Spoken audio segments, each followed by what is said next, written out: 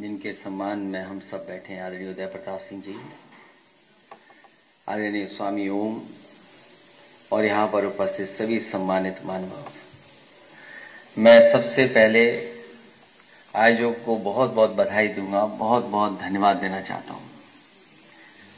मैं अभी भाषण सुन रहा था, आदरणीय उदय प्रताप सिंह जी की कविताओं के बारे में बहुत विस्तार से आपने बात रखी। मुझे याद है कि जब कभी भी हम लोगों को मौका मिला है और कभी भी पार्टी से संबंधित अगर जानकारी हासिल करनी है तो सबसे पहले मैं आदरणीय उदय प्रताप सिंह जी को ही खोजता था, उन्हीं से फोन करके पूछता था। मैंने आदरणीय उदय प्रताप सिंह जी को बचपन से देखा है और बचपन से मैंने ये भी देखा है कि पार्टी हो या समाज के लिए या कोई बड़ा काम हो, उसके लिए हमेशा उन्होंने राय दी है, मशवरा दिया है और कोशिश की है कि सबको जोड़ करके ही चला जाए। जहां मैं भी आदरणीय स्वामी जी से सुन रहा था कि जहां कहा कि आप राज्यसभा में रहे, लोकसभा में रहे, लेकिन सबसे बड़ी बात है कि आप नेताजी के गुरु रहे। और जो नेताजी का गुरु है, जिन्होंने पढ़ाया हो, उनके बारे में और उनके कविताओं के बारे में न केवल हम लोग महसूस करते हैं, बल्कि जितने भी हमारे हिंदी से जुड़े लोग हैं वो ये मानते हैं कि हिंदी को आगे बढ़ाने के लिए, भारतीय संस्कृति की जानकारी को लेकर के, और जितनी हिंदी की सेवा आपने की है, शायद ही कम लोग होंगे जिन्होंने हिंदी की इतनी सेवा की होगी।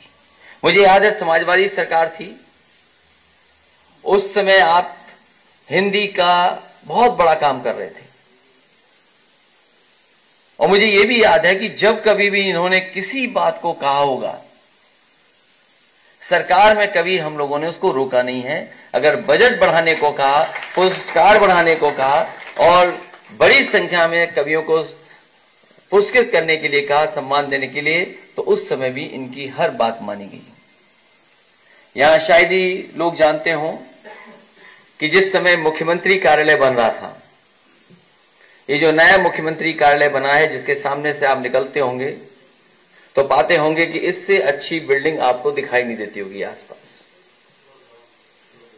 जिस समय बन रहा था और आर्किटेक्ट से मेरी चर्चा हो रही थी, तो मैंने कहा कि ये बिल्डिंग ऐसी बने कि विधानसभा जैसी दिखे, और आज के समय पर अगर बन रही है तो जो लोग इसको देख करके जाएं तो वो ये कहें कि हाँ, ये विधानसभा के बराबर तो है ही, लेकिन अगर ठीक से देखते हैं तो विधानसभा से भी सुंदर वो बिल्डिंग दिखती है।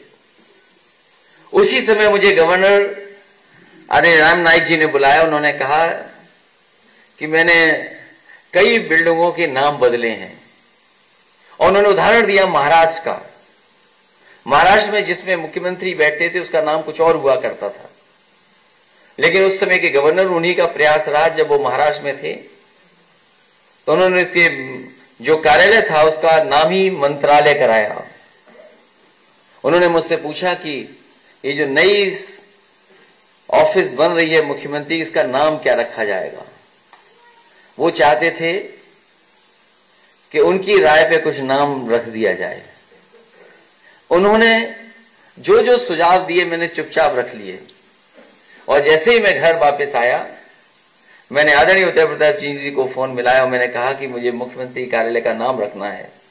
अगर कोई नाम आप समझते हैं, आप बता सकते हैं तो जरूर बताइए। उन्होंने कहा मुझे 2 दिन का वक्त दीजिए, और 2 दिन बाद जब मैंने उन्होंने पूछा तो उन्होंने 2 या 3 नाम बताए। और आज जो लोक भवन है, जो लोक भवन का नाम है, वो आदरणीय उदय प्रताप सिंह जी ने दिया है। ये बहुत सारे लोग नहीं जानते होंगे। ये लोगों का भवन है, लोग उसमें बैठाते हैं, और बिल्डिंग इसलिए अच्छी बनी कि कोई उसके सामने से गुजरे अगर, तो कोई अच्छा आदमी बैठा है तो ये कह करके जाए ये आदमी बैठा रहे इसमें, और कोई आदमी अगर खराब बैठ जाए वहां पे तो जब वहां से निकले कोई तो ये कहे इसको जल्दी बाहर निकालना है।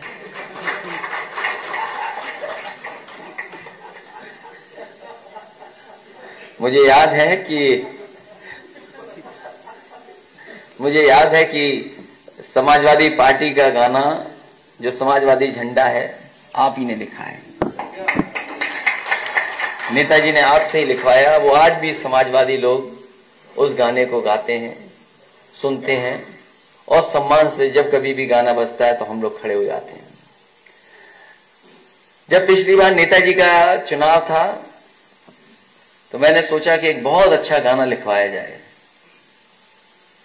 और उसके लिए मैं आदरणीय उदय प्रताप सिंह जी के पास गया, भेजा मैंने कि कोई गाना ऐसा लिखिए जो लगे कि हां वो नेताजी का गाना है। मुझे एक धुन पसंद थी क्योंकि मैंने वो गाना कई बार सुना था। जो अंग्रेजी के गाने सुनते होंगे वो जानते होंगे, एक बहुत ही फेमस गाना हुआ है we didn't start the fire.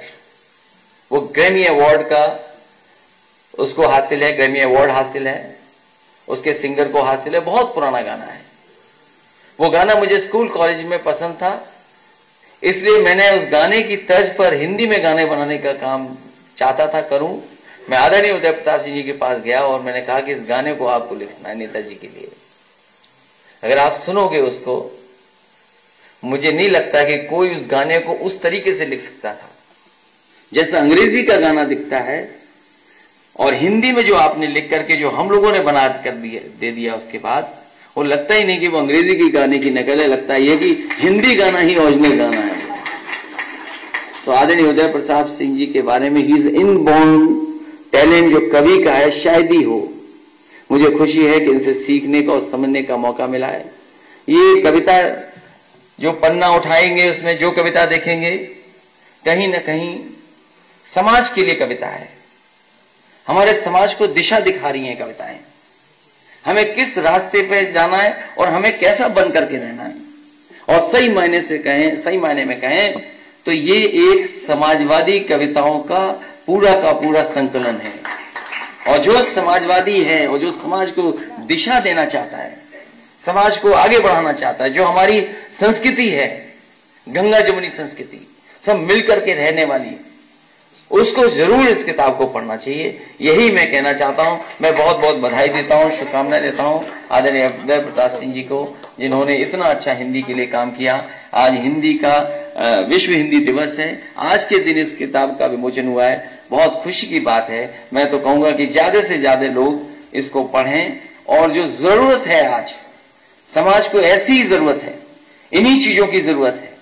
क्योंकि हमारा देश एक रंगी देश नहीं है, एक रंगी नहीं हो सकता।